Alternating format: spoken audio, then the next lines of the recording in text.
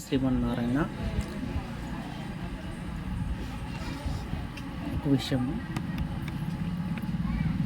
బంధువుల్ని ఎవరిని పోగొట్టుకోవద్దు దయచేసి. టైం వచ్చినప్పుడు ప్రతి ఒక్కరూ అవసరం పడతారు. మేము ఎట్లా అంటే, మా నాన్నోళ్ళు 6 మంది అన్నదమ్ముళ్ళు. మా నాన్నోళ్ళు 6 మంది అన్నదమ్ముళ్ళు. 6 మందికి మేము ఎంతమంది పుట్టినామంటే 14 మంది పుట్టినాం. 6 మందికి 14 మంది పుట్టినాం మేము. దాంట్లో ఒకరికి పిల్లలు లేరు. 14 మంది పుట్టినాం మేము. పిల్లప్పటి నుంచి ఇప్పటి వరకు, ఇప్పుడు నాకు 48 సంవత్సరాలు. నాకు పిల్లప్పటి నుంచి ఇప్పటి వరకు ఒకరితో ఒకరికి మాకు ఎప్పుడూ విభేదాలు లేవు. మా నాన్నోళ్ళది అట్లది కాదు, మాది అట్లా కాదు, విభేదాలు లేవు. ఇప్పుడు మేము ప్రతి కార్యంలో అందరూ కలుసుకుంటాం. ఒకరినొకరు ఏమి ఆశించేది లేదు, ఒకరినొకరు ఏమి అడుక్కునేది లేదు, ఏమీ లేదు. కాకపోతే ఒకరినొకరికి అంతా ఖచ్చితంగా ఒకరు కలుసుకుంటాం. మంచికి కలుస్తాం, చెట్టుకి కలుస్తాం, అన్నదమ్ముళ్ళు. ఎందుకు అట్లా చెప్తానంటే, ఏం కష్టం వచ్చినా ఏం సుఖం వచ్చినా కలిసి ఉండల్లా. కష్టం వచ్చినప్పుడు ఏమైపోతుందంటే, నా ఇంటికి ఎవరు రాలేదే, నా కష్టానికి ఎవరు రాలేదే,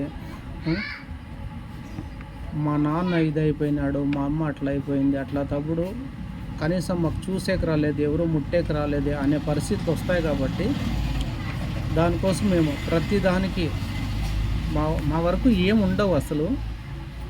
మామూలుగానే మాట్లాడుకుంటాం. అందరూ అట్లా కలిసి ఉంటాం. మేము కానీ, మా వదిన గారు కానీ, మరదళ్ళు కానీ, అందరూ కలిసి ఎటువంటి విభేదాలు లేవు. పెద్ద కుటుంబం ఉంటే ఎక్కడున్నా రాజానే. నేను ఇక్కడ హిందూపూర్లో ఉన్నా, కొంతమంది అనంతపూర్లో ఉన్నారు, కొంతమంది ఎర్రగొండలో ఉన్నారు, కొంతమంది కొత్త చెరువులో ఉన్నారు, కొంతమంది కొత్త చెరువులో ఉన్నారు. ఒక్కొక్కరు ఒక చోటు ఉన్నారు. అయినా మేమందరూ కలుసుకుంటాం ఎప్పటికన్నా కూడా, ఏం ఇబ్బంది లేదు. మహానుభావుడు బాగా ఈ విషయంలో మాత్రం మాకు బాగా కాపాడుతున్నారు. అందరూ కొంతమంది నిలబెట్టుకున్నారు, కొంతమంది పోగొట్టుకున్నారు, అది వేరే సబ్జెక్ట్. కాకపోతే ప్రతి మంచికి చెడ్డకైతే మేము ఖచ్చితంగా కలుస్తాం. ఈ విషయంలో మాత్రం మాది పెద్ద ఫ్యామిలీ. ప్రతి ఒక్కరు అట్లే ఉండాలి. దయచేసి అపార్థం చేసుకోవద్దు. నేను ఎందుకు చెప్తానో, ఎందుకు చేస్తానో అంటే, ఈ వీడియో ప్రతి ఒక్కరికి అర్థం కావాలా. ఒక అన్నదమ్ముళ్ళు కానీ, బామర్దులు కానీ, తల్లిదండ్రులు కానీ ఎవరిని పోగొట్టుకోవద్దు. వాళ్ళందుకు వాళ్ళు వెళ్ళిపోతే మనం ఏం చేయలేము. మనమైతే మాత్రం ఎవరిని పోగొట్టుకోవద్దు. అందరూ కావాలా. పరిస్థితి వచ్చినప్పుడు తెలుస్తుంది, ఆ సిచ్యువేషన్లు వస్తాయి. ఎందుకంటే మా నాన్న చనిపోయినప్పుడు నాకు తెలిసింది ఆ పరిస్థితి. అంతకుముందు మా పెద్దనాన్న ఒకసారి చనిపోయినాడు. మా నాన్న చనిపోయే 3 నెలల ముందు మా పెద్దనాన్న చనిపోయినాడు. అప్పటి వరకు నాకు తెలియదు బంధువుల్లో ఉండాలా, బంధువుల్లో కలిసాలా అని. అప్పుడు నేను వాళ్ళతో బంధువులతో కలిసినా కాబట్టి, మా నాన్న చనిపోయినప్పుడు ప్రతి ఒక్కరు వచ్చినారు, నాకు బాగా హెల్ప్ చేసినారు. అప్పటి నుంచి మేమంతే. ఏమిటి కలిసినా, ఒక పెళ్ళిళ్ళు కలిసిపోయినా పర్లే, ఫంక్షన్లకు కలిసిపోయినా, చావులకి కష్టాలకు మాత్రం మేము ఖచ్చితంగా కలుస్తాం అన్నదమ్ముళ్ళు. దానికి ప్రతి ఒక్కరు అట్లే ఉండాలని చెప్తాను. ఎందుకంటే ఆస్తి తగాదాలు కొంతమందికి ఉంటాయి, ఎన్నెన్నో సమస్యలు ఉంటాయి అన్నదమ్ముల్లో, అవి వేరే కథ. కాకపోతే ఆఖరికి అయ్యేది తోడుబుట్టునోడే, అన్నదమ్ముళ్ళు అయ్యేది, తల్లిదండ్రులు అయ్యేది. దానికి వాళ్ళు ఎవరిని పోగొట్టుకోవద్దండి. సాధ్యమైనంత బంధుత్వాన్ని ఎవరు పోగొట్టుకోవద్దండి. బంధువులు అందరూ కలిసి ఉంటేనే మంచిది. వాళ్ళతో లేవాదేవీలు పెట్టుకోవద్దండి, దాని నుంచి వస్తాయంటే. కాకపోతే ఖచ్చితంగా కలుసుకోండి. కష్టానికి మంచికి ఒకరికొకరు కలుసుకోండి, అంతే నేను చెప్పేది. ఎందుకంటే మాది పెద్ద కుటుంబం కాబట్టి చెప్తాను. ఇంతమందిలో మేము 14 మందిలో నేను, మా అన్న ఈ దాస పని చేస్తాను. మిగిలిన వాళ్ళ పని వాళ్ళు చేసుకుంటా అన్నారు, ఏమి ఇబ్బంది లేదు. కాకపోతే సాంప్రదాయాలు పాటించాలా, పెద్దోళ్ళు ఇచ్చిన పద్ధతులు పాటించాలా.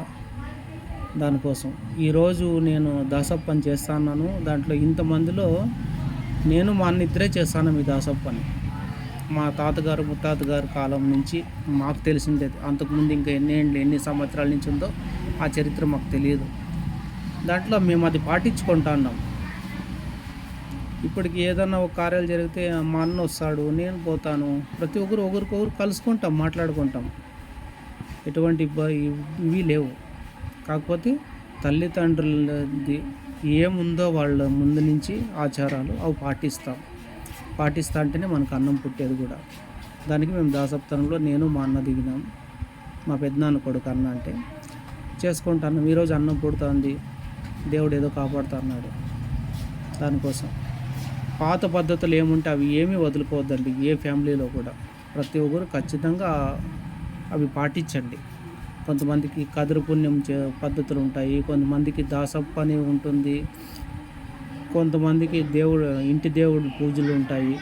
ఏవి కూడా పోగొట్టుకోవద్దండి. పాతోళ్ళు ఏమి ఉంటే అవి పాటించుకుంటే నీకు అన్నిటికీ దేవుడు కాపాడుతాడు. అవి మాత్రం మానుకోవద్దండి. జై శ్రీమన్నారాయణ.